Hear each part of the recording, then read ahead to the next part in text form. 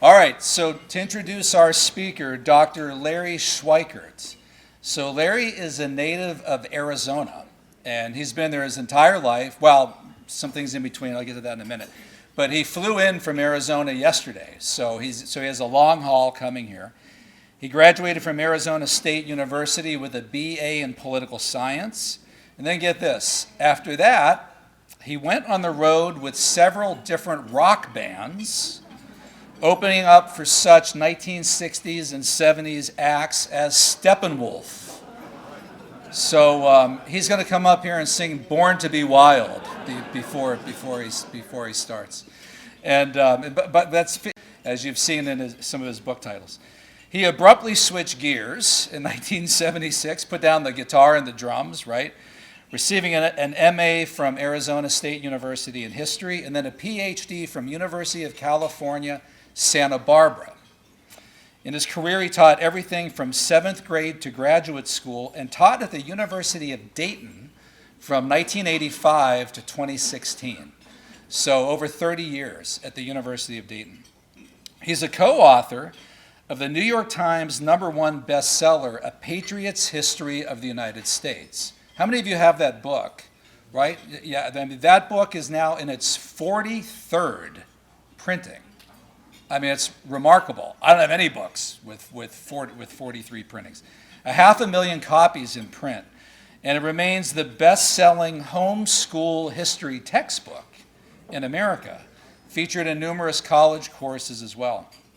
Schweikart's other best-selling books include 7 Events That Made America, Reagan, the American President, his latest, A Patriot's History of Globalism, and one of my favorites, 48 Liberal Lies About American History. I was looking at that with Elizabeth Stell out at the book table, and she said, only 48? Right? So you have to update that, Larry. Add a few more.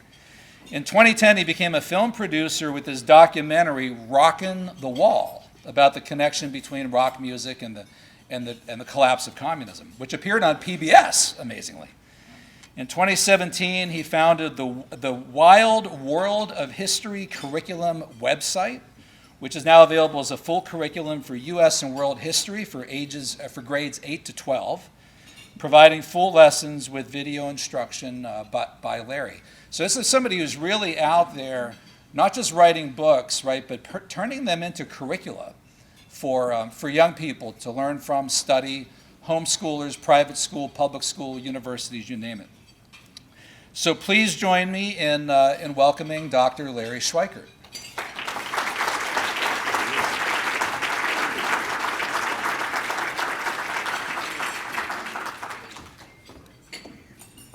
Well, thank you, Paul. Paul's been a good friend over the years. His book, The Crusader, was one of my required readings for all students in almost all classes.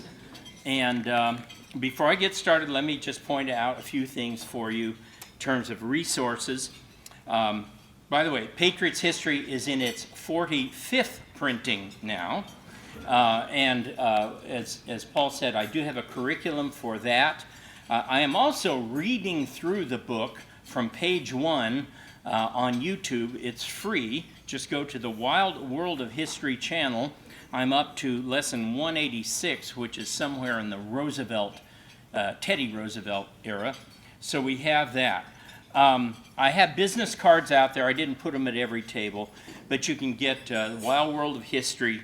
Uh-oh, something's happening here. It's attacking me. Oh no. Dismiss it. There you go. So it has the Wild World of History website on it, but also it has my Twitter account.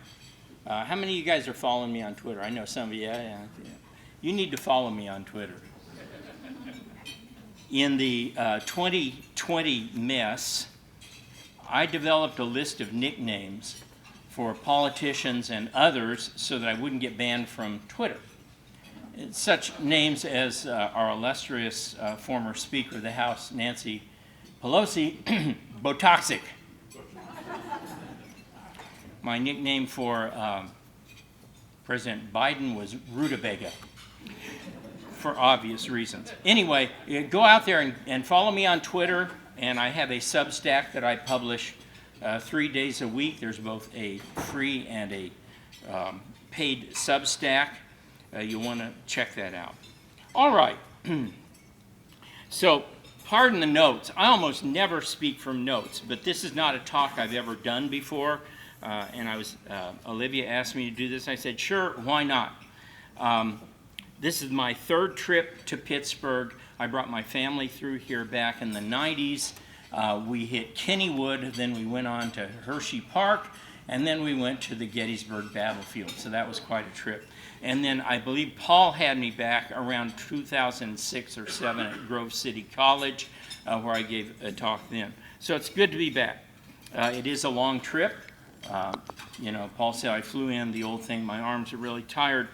As I taught U.S. history at colleges or universities for 32 years. There was 1 year where I was not at the University of Dayton. I was in hell, better known as the University of Wisconsin, Richland Center. It was a little teeny college campus in the middle of nowhere.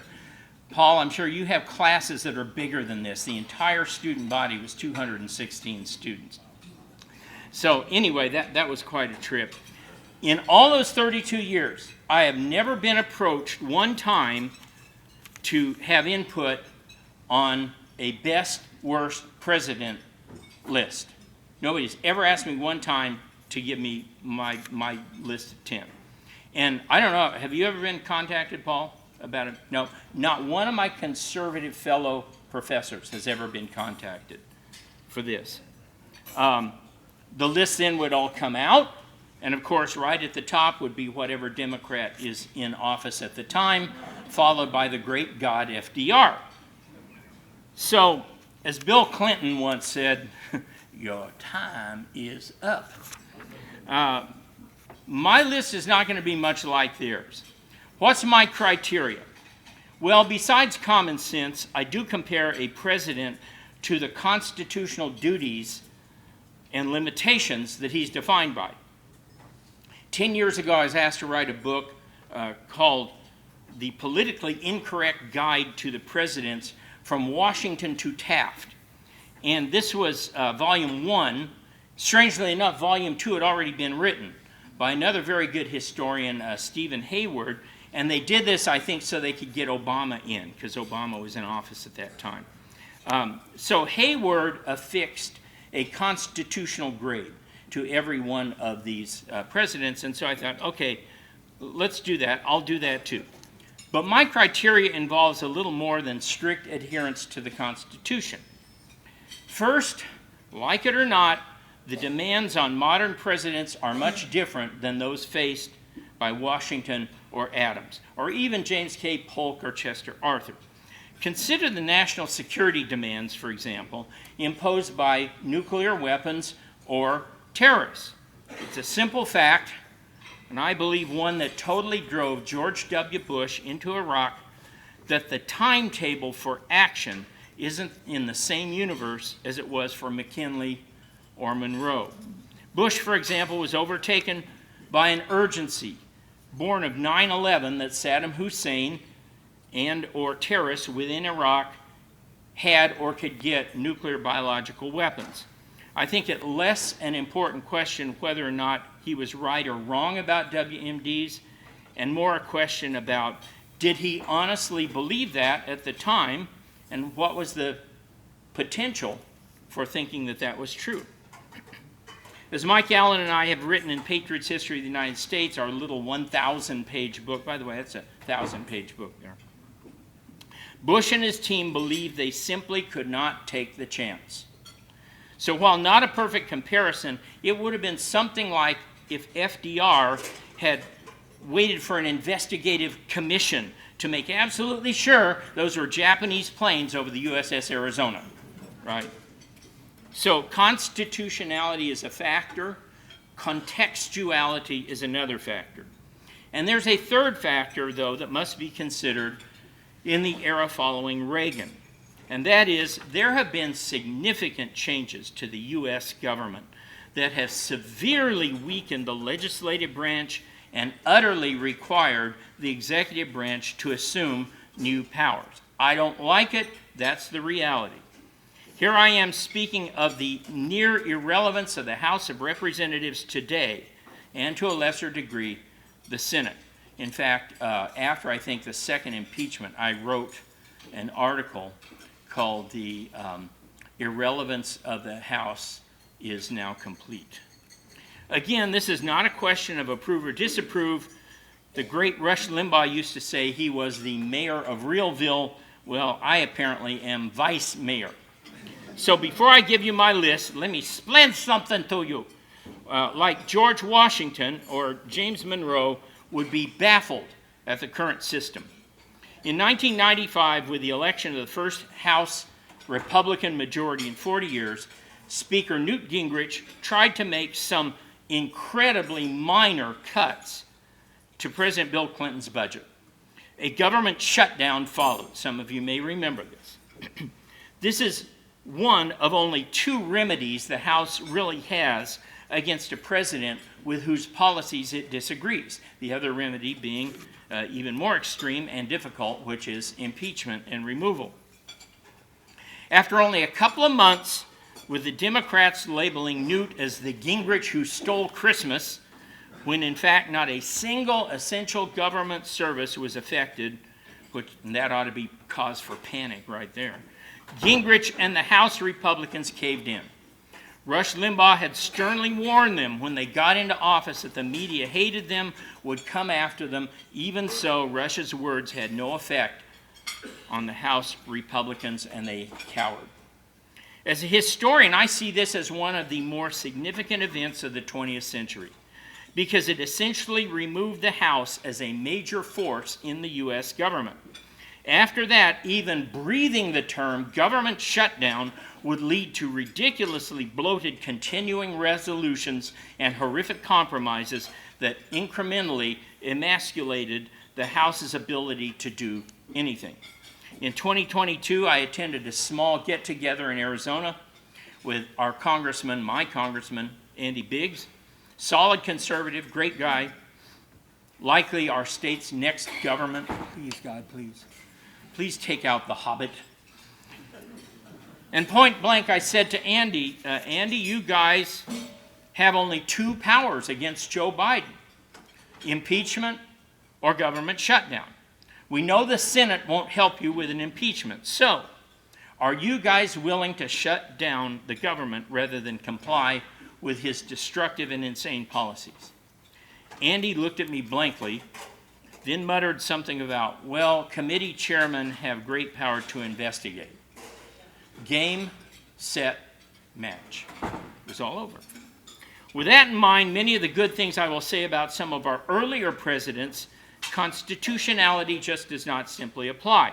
The American people want certain things done, and they want them implemented. They want policies enacted, and they don't really care if it affects the Constitution or not. Again, like it or not, that's where we are. Since 2008, the failure of the House to produce budgets, to stop Obamacare, to build the wall, or its insane unconstitutional impeachments of Donald Trump twice have made it pretty much irrelevant. Hence, presidential power has expanded greatly. The Senate is reduced to approving nominees and preventing impeachment removal.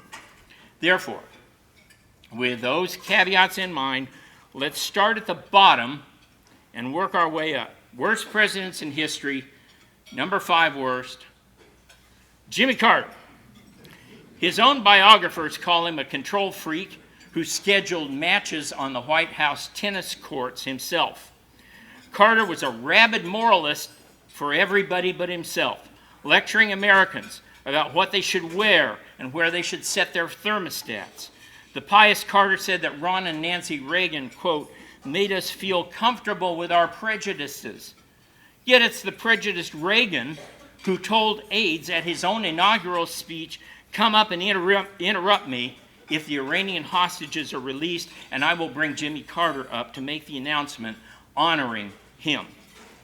When his economic policies failed and the Americans struggled with seemingly impossible problems of inflation, unemployment, the failure of the Phillips curve, fighting both inflation and high employment, Carter laid it at the feet of the American people. The crisis of confidence, he never said the term malaise, I'm sure you know, but the crisis of confidence speech was their fault. They bore the blame for lacking confidence in him after he screwed up the economy. Got it, okay. So here's a case where a president didn't act horribly outside the scope of the Constitution, but who utterly failed the American people and then said it was their fault. Number 4 worst. Good old Woodrow Wilson. Far more than Carter, Wilson should have known what he was doing was wrong. After all, he taught government in an Ivy League school and wrote books. Like Carter, Wilson was a strong moralist whose book on the state explained why everybody else was in error. He didn't hesitate to launch into an invasion of Mexico or shell Veracruz. By the way, that's a great song by Warren Zevon. But was light on actual negotiations with Mexican governments that he disapproved of. I don't blame him for entering World War I. I do not. On the contrary, some of his reasons are very sound. And that's the point. The Germans were killing Americans and taking our stuff, had the audacity to try to provoke a war with Mexico and us. And fortunately for everyone, Mexico wasn't that stupid. But where Wilson had solid constitutional grounds for going to war with Germany, he mucked it up by throwing in the typical globalist goofball objective of making the world safe for democracy.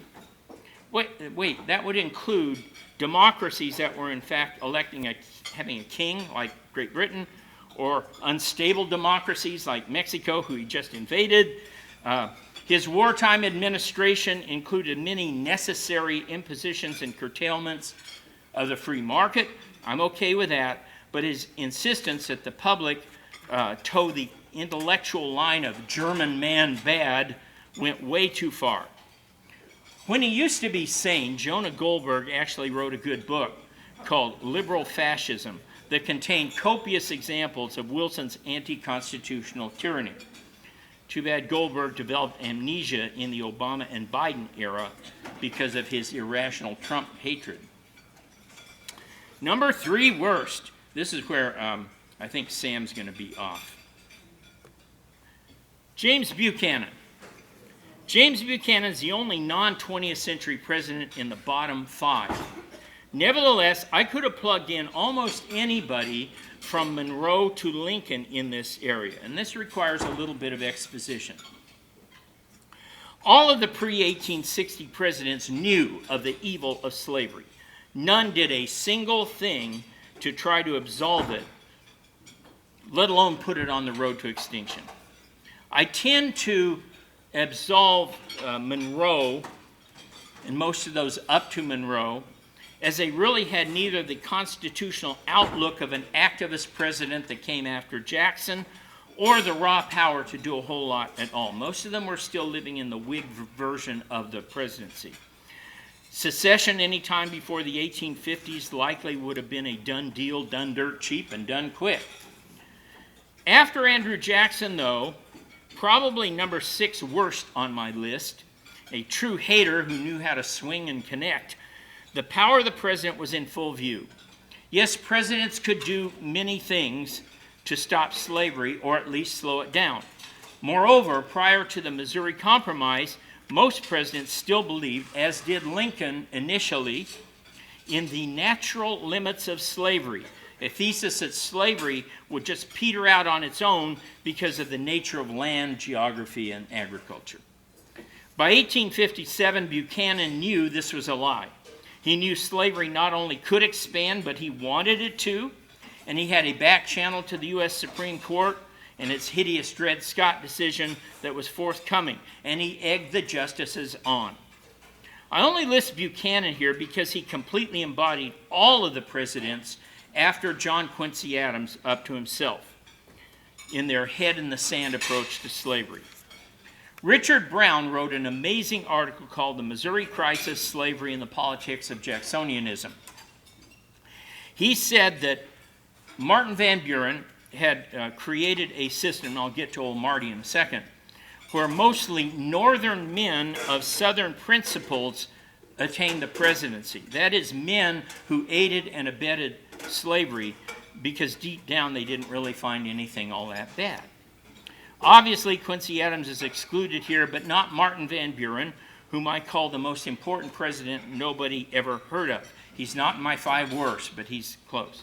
Van Buren created the modern Democrat Party, and we can thank him specifically for growing federal budgets. So, as a sidebar, Martin Van Buren. Martin Van Buren deserves an honorable mention as the worst. His creation of the Democrat Party, and with it the spoils system, affect us to this day. It requires a minute of our time. The Missouri Compromise was a cataclysmic event in our politics. To understand the long-term impact on presidents, it's important to understand what Van Buren did. As was the case with Thomas Jefferson, who said the Missouri Compromise awakened him like a fire bell in the night because of its implications for slavery, or more appropriately, its end, Van Buren was just the same shaken by the compromise. I don't know, you guys get tornadoes here in Pittsburgh, right? Every once in a while. You know what a tornado warning sounds like, right? You hear it, you grab your keys, water, flashlight, radio, the cat, the kids if they've been good, and you go down to the basement and you wait it out, right? It's terrifying. Well, both Jefferson and Van Buren saw the Missouri Compromise and they said, this is a tornado warning. This is the fire bell in the night. Our nation's going to be destroyed over this. Both men knew it meant over the long haul, that slavery was doomed by westward expansion, and that the compromise meant that there were going to be enough free states to legislate the end of slavery before long. And to both men, that meant civil war.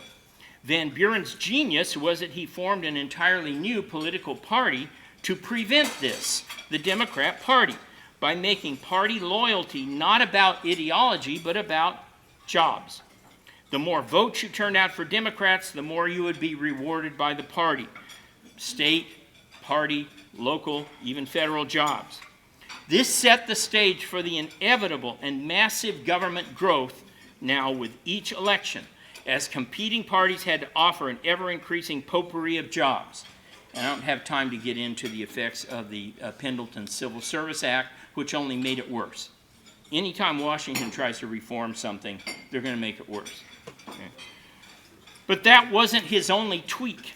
Van Buren's system demanded that the power of the federal government, particularly the executive, watch this, remain small while the power of the states was strong. Finally, he depended on running for president those candidates only from the North or West, but not the South, who could see to it that there was no impingement on slavery. All candidates from Jackson up to Lincoln, when the break came, fit this bill. Van Buren himself, Harrison, Tyler, a Southerner who got in by Harrison's death, Polk, Taylor, Fillmore, Pierce, Buchanan, but go back to the main innovation, rewarding loyalty with jobs. That meant the federal government grew. Then you plug in Andrew Jackson, who greatly expanded the power of the presidency, and that meant that the power of the presidency would grow. Hence, irony. I love irony in history. When Abraham Lincoln comes in, you have this gigantic government with all this power vested in the president, except it's now vested in the hands of a northern man of northern principles who does not like slavery. Civil War. So keep in mind that as we see 20th century presidents wielding power, they were already handed much. If Congress or the courts did not maintain their own authority, the president certainly would. Which is what happened with the second worst president of all, Barack Obama. My nickname for him is Zero, because that's what he accomplished in 8 years. David Limbaugh wrote a book about Obama called The Destroyer. This is apt. The so-called fundamental transformation that he had in mind was one that permanently kneecapped America. It sought to eat out the American core from the inside, from firing top warrior generals to backing a culture of lawlessness, beginning with his ghastly attorney general, the only one ever held in contempt of Congress, and his gun-running scheme designed to foment a national gun ban frenzy. Obamacare, the hideous socialized medicine plan, required Obama to engage in FDR-like giveaways to buy votes, from the Louisiana Purchase of Mary Landrieu to the Cornhusker kickback to get Nelson's Nebraska vote. Obama immediately reneged on the Cornhusker kickback, which allowed Nelson to tell voters, "I tried." Obama's incessant apologizing for the United States was bad, but it only represented what he really believed and what his wife actually said when she said that his election was the first time she was ever proud to be an American. Fortunately, Obama was fundamentally lazy. That's why he only got one true signature piece of legislation, which was destroyed by 1,000 cuts despite Justice Johnny Roberts. Had Obama possessed Donald Trump's energy, folks, I would not be talking to you right now. It would have been over. I find it amusing and historically entertaining that the man who fundamentally transformed America was not Obama, but Donald Trump. Obama proved incapable of getting anybody except himself elected. I'm convinced that his entire re-election success was due to white guilt. The same whites who put in the first black president in 2008 did not want to see him fail in 2012. Yet you could tell what they really thought of him by all the Republican candidates they surrounded him with. Democrats lost 900 seats in state legislatures under Obama, 13 governors, lost a net of 12 Senate seats, 64 House seats. Obama, who had referred to himself as the one, and who was depicted on the cover of Newsweek as the, quote, God of all things, Shiva-like juggling war, the economy, medicine, and so on, finally left office only to become the only president never to leave Washington, D.C., but to hang around and try to screw it up further.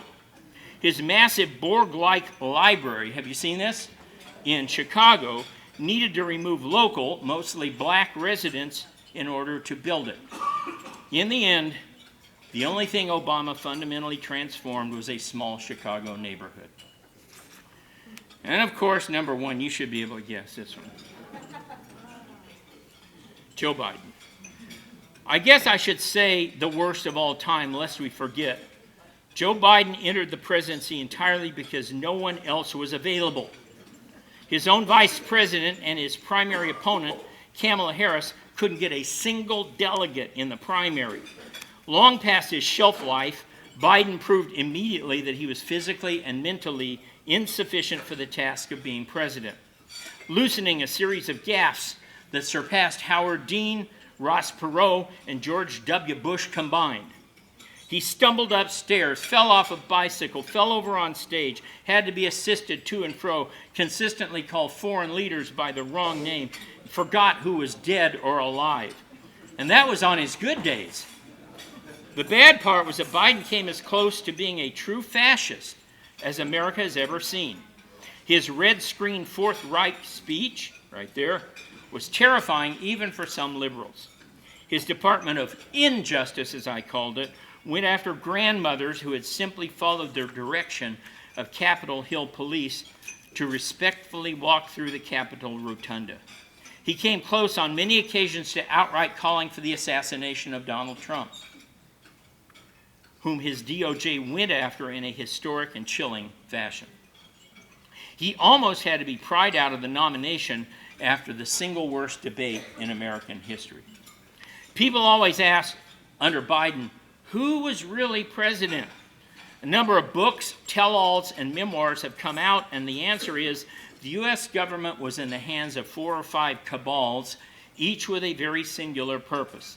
We had the Green Cabal, there was the illegal alien invader cabal, we had the globalist cabal. Whatever our policy was at the time depended on who Joe, or perhaps Jill, had their ear last.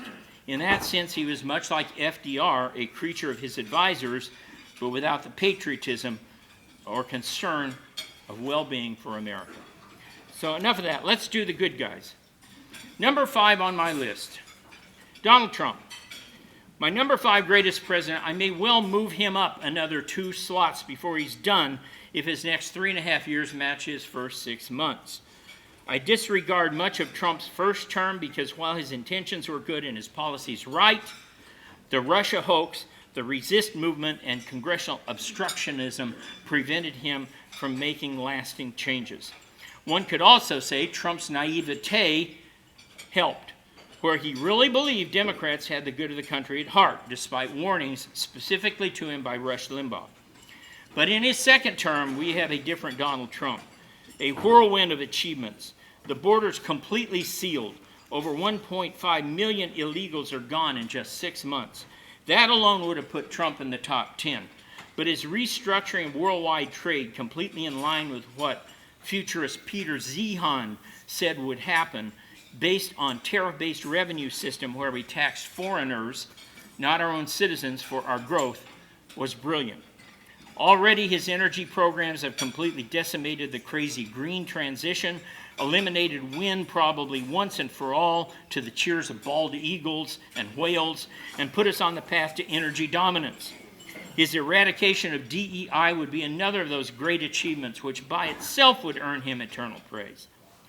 But most of all, Trump 2.0 understood the threat not just from a deep state, but from a grotesquely big state. And through Doge and other implements, he has begun firing a number of people. The last number I saw was almost 100,000 fired, another 150,000 left voluntarily. Donald Trump has done what Ronald Reagan claimed he wanted to do and couldn't: reduce the size of government. Number 4 best, Calvin Coolidge. I love Silent Cal.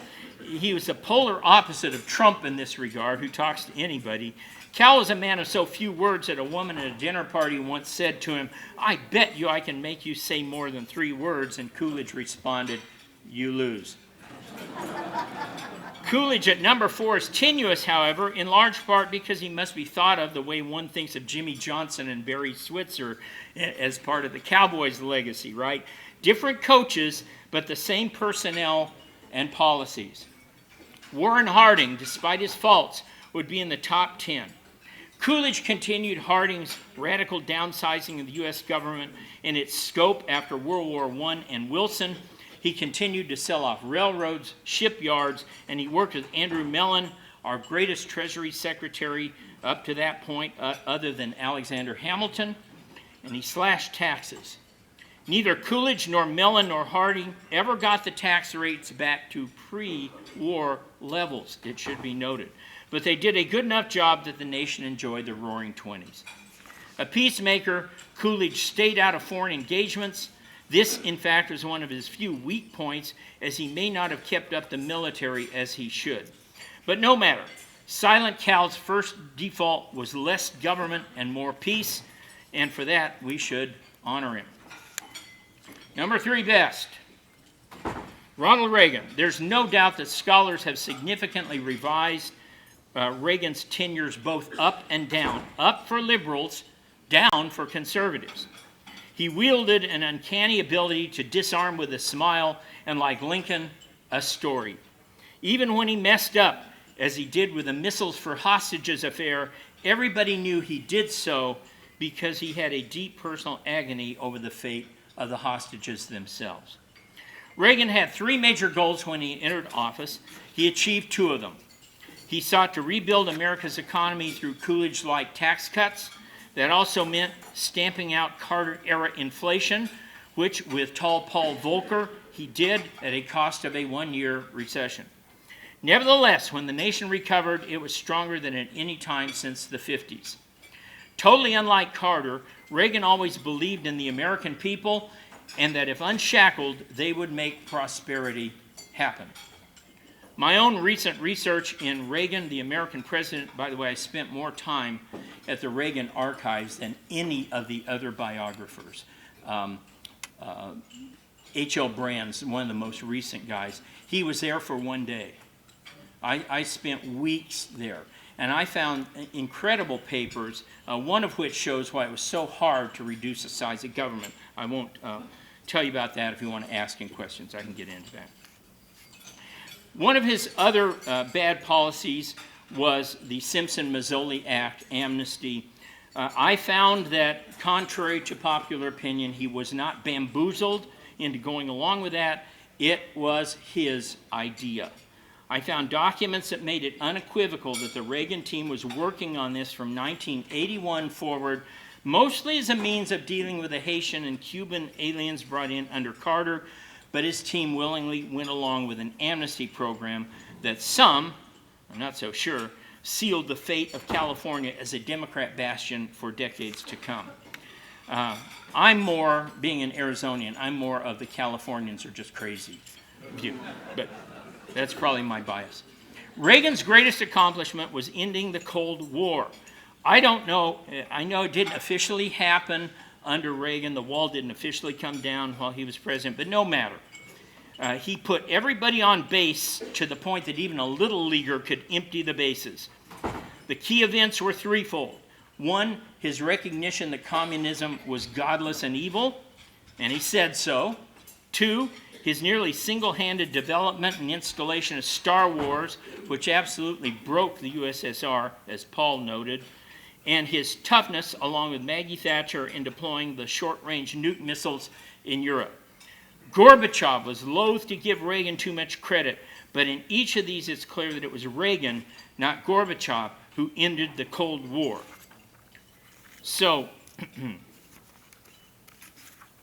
Reagan's Star Wars program was almost entirely his own idea. I mean, obviously he had scientific advisors. His own administration didn't even know about it.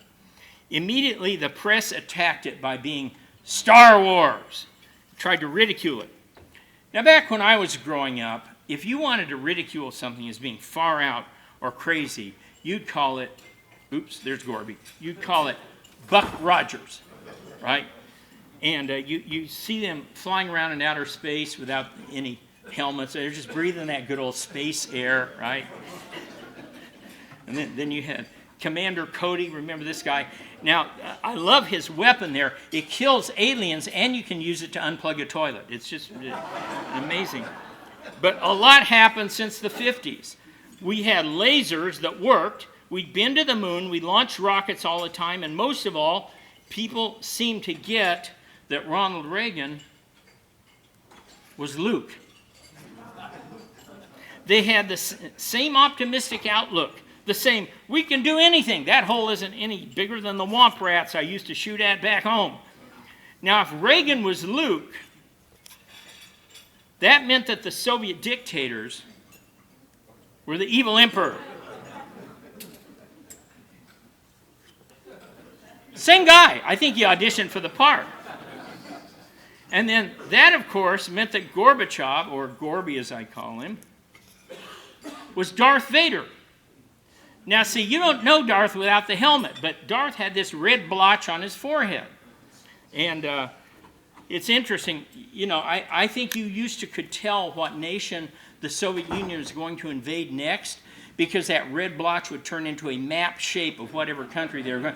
Afghanistan! They're going into Afghanistan, I'm telling you. And I can prove this because it disappeared after Gorby left office, but it started reappearing when they went back into Georgia. The map of Georgia is appearing on his forehead. They're back. So anyway, back to Reagan. His greatest failure was not Iran-Contra, which affected few people, but it was his inability to fundamentally reform government and to chop it down to size. And as I said, I can give you some specifics later if you want. Number 2, Lincoln. Second best president. It's a no-brainer. Abraham Lincoln. Lincoln assailants from the libertarian wing kind of sickened me. Lincoln sought peace every step of the way before the South shelled Fort Sumter. But when it came, he still clung to the notion that the rebels who just shot at us were our brothers.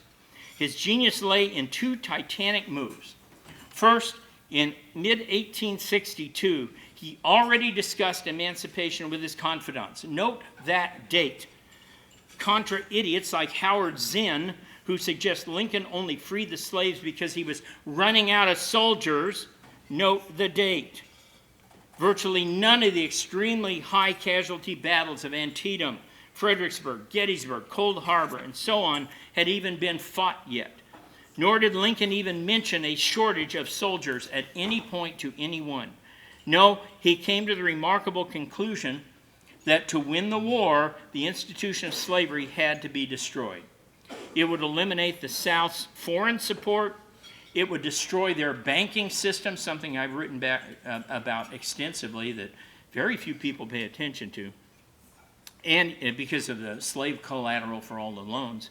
It would have spurred more runaways, and yes, eventually it would have produced soldiers. But let me dispel Zinn's goofy myth even further. How many of you saw the movie Glory? Okay, in Glory you know that no military person in either army, Federal or Southern, thought that blacks could fight like whites. None of them believed blacks could fight. Right? So it would be idiotic to free slaves thinking they're going to run into your army and help. Lincoln made a remarkable humane and military decision. Second, his understanding that the war must be total war, while slow to arrive, nevertheless was nearly his alone. Yeah, you got to give Grant a lot of credit here. But once that strategy was adopted, the South was toast. I completely downplay the so-called tyrannical civil rights or big government moves of the Lincoln administration because it was war. And things happen in war, and you need to win the war before you can do anything else. Nothing on earth could have been worse than suffering through 500,000 casualties and not win the war and not eliminate slavery.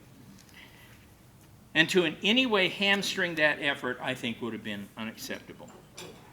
Number one, this is a no-brainer. George Washington, the obvious choice, the indispensable man. His greatness came both from what he did and what he refrained from doing. I constantly marvel at how Washington's instincts led him to understand that his actions were precedents and that they were going to be a guiding tool for all future executives. In many cases, he was forced to follow it by the weight of tradition, or forced others to follow it by the weight of tradition. His creation of a cabinet was masterful, though he probably had an impossible task of getting Alexander Hamilton and Thomas Jefferson to play nice. I believe his farewell address is completely misinterpreted. Washington did not say, forego all alliances or foreign entanglements forever. He said to do so with a specific time that he mentioned of 20 years, and then explained why after that time the U.S. would be big enough and strong enough, both economically, and we could pull our own weight, and we could defend ourselves if attacked.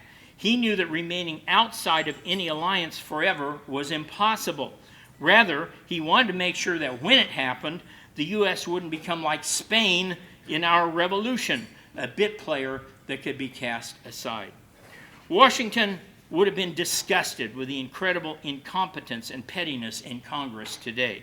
He wasn't a fan of Congress anyway, but he certainly would not have felt at home with Trump's highly personal executive order style. But I believe that if he lived through the last 20 years, he would have understood. Above all, unlike any of the Democrats I mentioned in the first group, but like the other four in the best group, Washington loved his new country and always put her first. Nature abhors a vacuum. That goes for government as well. As I said repeatedly, after a point, the public demands action.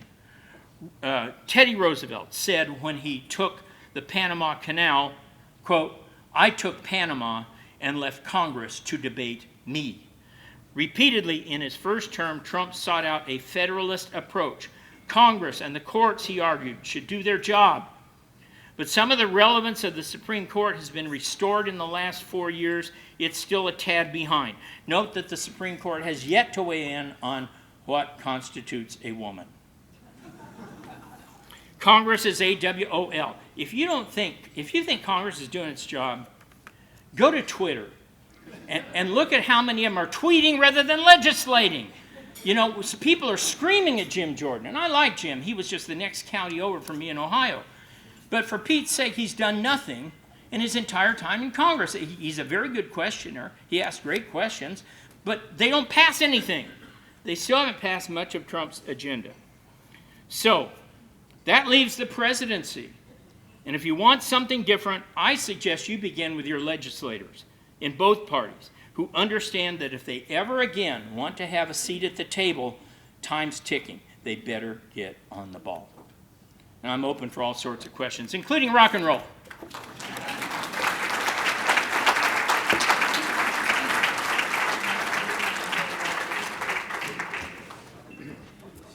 All right, so that was great. I told you he was a conservative wild man, right? I mean, I tried to warn you. All right, so yeah, time for questions, and I always like to kick it off, and I can't help myself here, especially with I love this topic. But my only objection, where's FDR on the worst? Number 5. Number 5? Of the worst, yeah. No, okay, all right. And with... Because I give him a lot of credit for World War II. Yes. There's a few things he screwed up, Yalta, but I think all in all, he managed World War II very good. He understood we had to be an ally, we had to, pacify the Brits, but at the same time, we had to have an American in charge, Eisenhower. He understood that bombing the railroads to the concentration camps would save some lives, might make us feel better, but in the long run, it was going to cost lives because the war would go on and on and on. Quickest way to save lives was to get the war over. 1 second for my assistant here. So any... Okay. Yes, sir. Dr. Schweikart, you've written repeatedly online about your belief in watching the death of the Democratic Party between its multiple civil wars. Yes. Understanding that the forces supporting the Democratic Party are probably not going to go quietly into the night, what do you imagine comes next? Okay, so I think maybe I should start with why I think maybe by 2030 there won't even be a Democrat Party. They're currently fighting 5 civil wars within the party. First is Jews and Israel versus Hamas murder pirates and the Palestinians and that group. There's no reconciliation there. Those two cannot be reconciled. It goes all the way back to Jacob and Esau. You're not going to reconcile those two, right? Second civil war is you have the illegal criminal alien invaders, and that's the name I use for them all the time, versus inner city residents, mostly black. And whether rightly or wrongly, the inner city residents have been promised certain resources, goodies, that they are entitled to by various laws, and the illegals are taking them. And that has become a huge issue in Chicago and New York in particular. Civil War number 3, pretty new. AI and the tech bros, that's what I call the guys in Silicon Valley, the tech bros, against the green transition people. You cannot have both. I'm here to tell you, if you think you're going to have AI and have green, you got another thing coming. And they've already weighed in. They love them some AI. This is their new drug. Huey Lewis, I want a new drug, and the new drug is AI, right? So that's one they can't reconcile. You see all the tech bros going to, bow and scrape to Trump because they know we're going to need power like never before. Now, our current energy secretary is a marvel. This guy is astounding. Wright is fantastic. He's basically killed off wind. He's basically revived the whole oil and gas industry, and they're talking about nukes, which is excellent, especially small nuclear reactors that can power an AI data center. What nobody is talking about, excuse me if I go a little long, but this has been on my mind. What nobody is talking about is water. Energy data centers need incredible amounts of water. One they put up in Virginia uses up 400 to 500,000 gallons per day. Now, we're talking about needing 10, 15, 20 times as much data resourcing power, data centers, as we have now. So not only are you going to need the energy, you're going to need power, and there's only one, you're going to need water. And the only place you're going to get that water, folks, is desalinization. And nobody in this country that I've heard ever is talking desalinization yet. The Israelis do it, the Qataris do it, everybody in the Middle East does it, but we haven't started doing it, and we're going to need to do it and fast, which is another reason it won't go over well with the Greens. there's a kind of quasi-civil war over what do you do about Biden, rutabaga. Do current people want to stick with a view that he was just fine and they didn't know anything was going on, or do they go on the other side and throw him under the bus? And believe me, that will cause a split in the Democrat Party. And then the last one is a little bit more nebulous, and it has to do with the role of men. The Democrats have demonized men for 40 years. Remember, toxic masculinity. They keep running. Look at ads today. All you need to do to know where American culture is look at the ads. How many strong, physical, white males do you see in an ad anymore? If they show you an ad, it's like John Ritter in Three's Company or something. You know, it's kind of a funny, weak guy, a foil, an idiot, or old. Right? They do a lot of old white. We're safe. They think. They haven't met me, but the Democrats can't win any one of these 5 civil wars, let alone all 5. Now, I could get into, I won't, but I could get into voter registration statistics and how that is absolutely killing them and crushing them. I could get into redistricting, how they're going to come out of this. I believe today, what's the date today? 9th? You can mark this down, Larry's predictions. September 9th, 2025, I believe that the House is already a lock for Republicans. When you add up 5 in Texas, 2 in Ohio, 1 in Missouri, probably 1 in Indiana, and 2 in Florida. Subtract 5 for crazy Gavin Newsom out there, gruesome, you know, he may not even get that through, but I think that we may be a lock already. Yes, sir. Hey, Dr. Schweikart, thanks for coming today. My question to you, you mentioned Professor Peters at Holland earlier. Yeah. And the public is captured their interest in this whole situation with the Canadian continental defense strategy. You talk about AI, you talk about the necessity for water. What's your prediction moving forward with what's going on in Canada, the dissolution of the Confederation, Alberta, and the Western Agreement? What do you think is going to happen? That's a great question, one nobody's ever asked me before.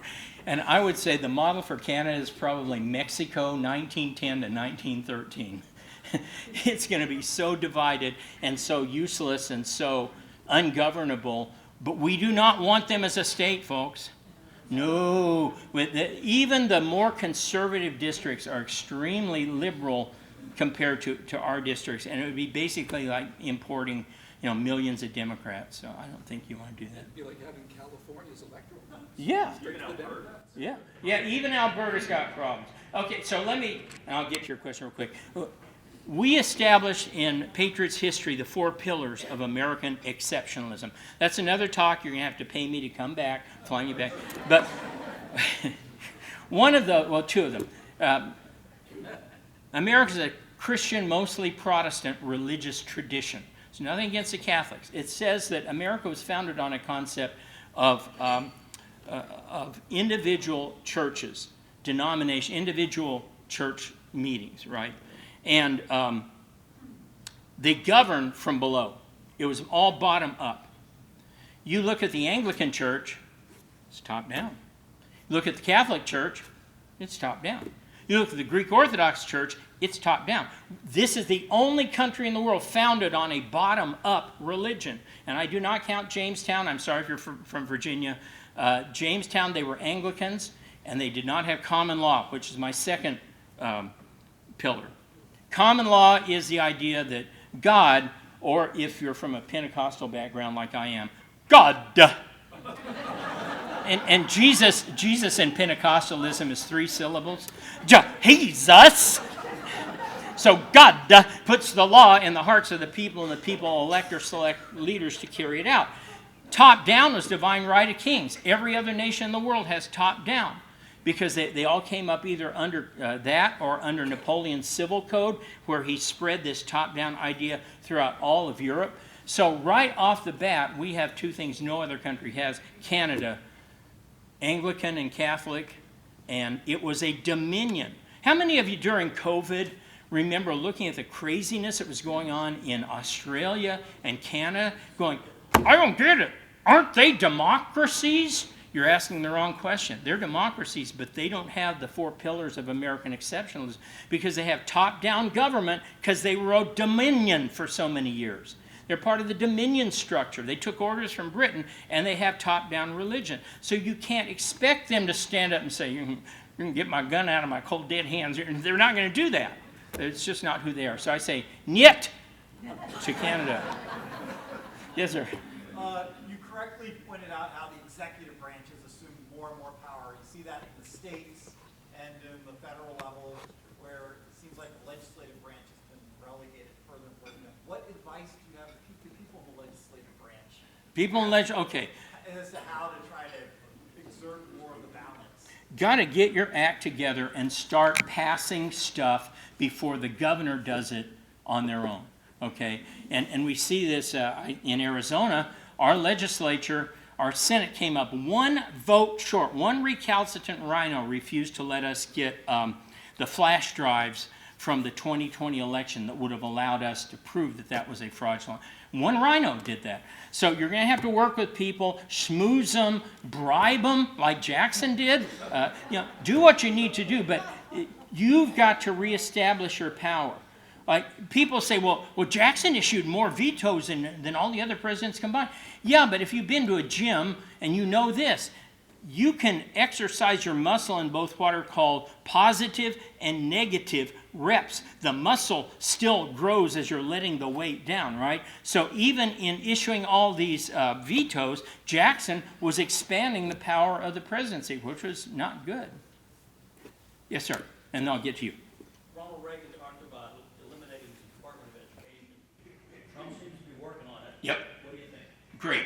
Should have been done a long time ago. Department of Education educates no one. Up until this president, the Department of Energy didn't create a single gigawatt of energy anywhere. These are useless. We need to start getting rid of entire departments.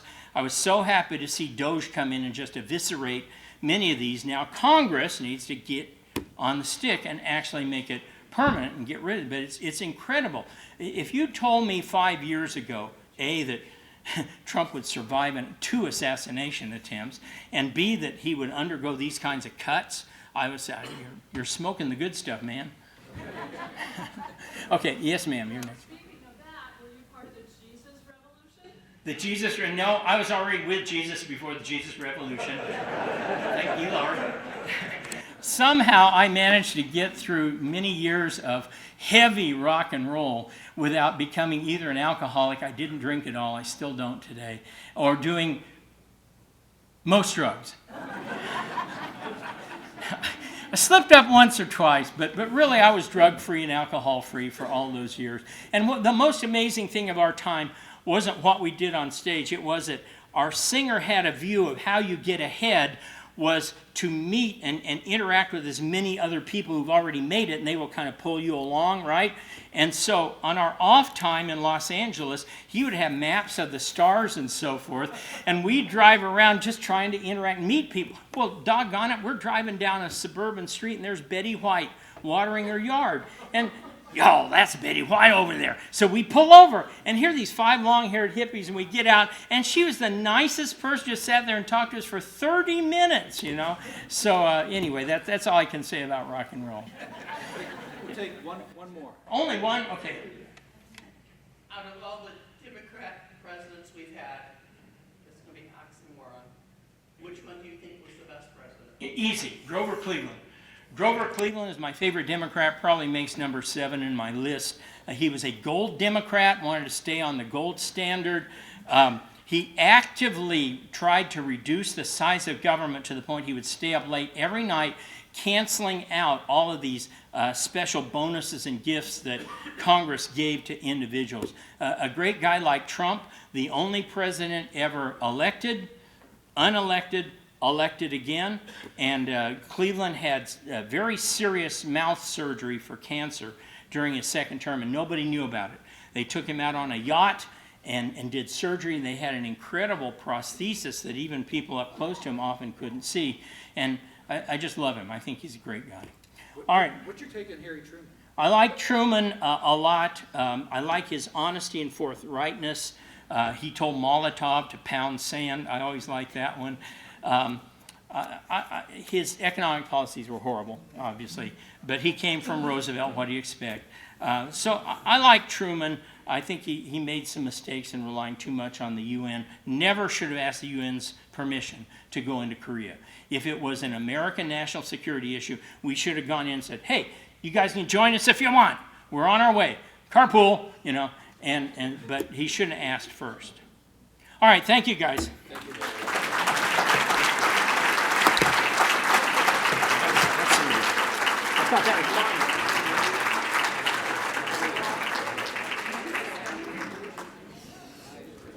Okay, so he's going to be around to sign books. He has a book table out there. I told you he's a wild man. And by the way, not on his list, I'm looking at Dick Jewell, Ike Eisenhower. And in a lot of the modern presidential surveys, Truman and Eisenhower have really gone up. They've really kind of gained currency over time. And just a couple of other observations I can't help but make. So his top three are my top three.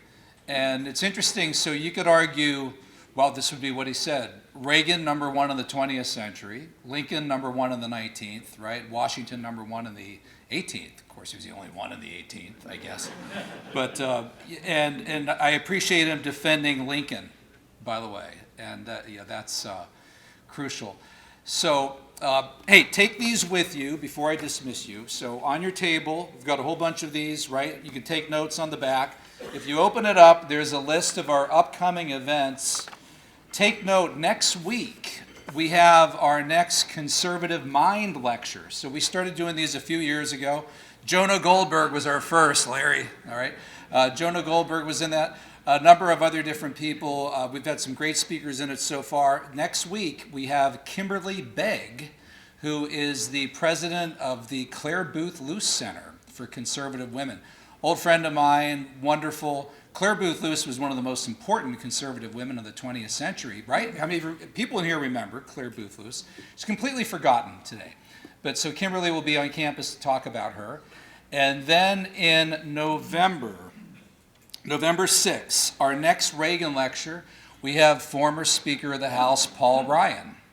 So that's we're really excited to bring him to campus. Boo. And then coming up next in this lecture series, December 2nd, George Harbison, who is going to talk on the slaughter of innocents, the victims of socialism. So we've never had anybody give a talk, well, I guess I have, right? But other than myself, on the dangers of socialism, victims of socialism. So George will be here to do that. So mark your calendar for these things, and good seeing everybody again. Again, if you'd like a book, Larry's outside, and if you want to try to get him to sing Born to Be Wild or Magic Carpet Ride, just ask him to go for it. All right, thanks. Take care.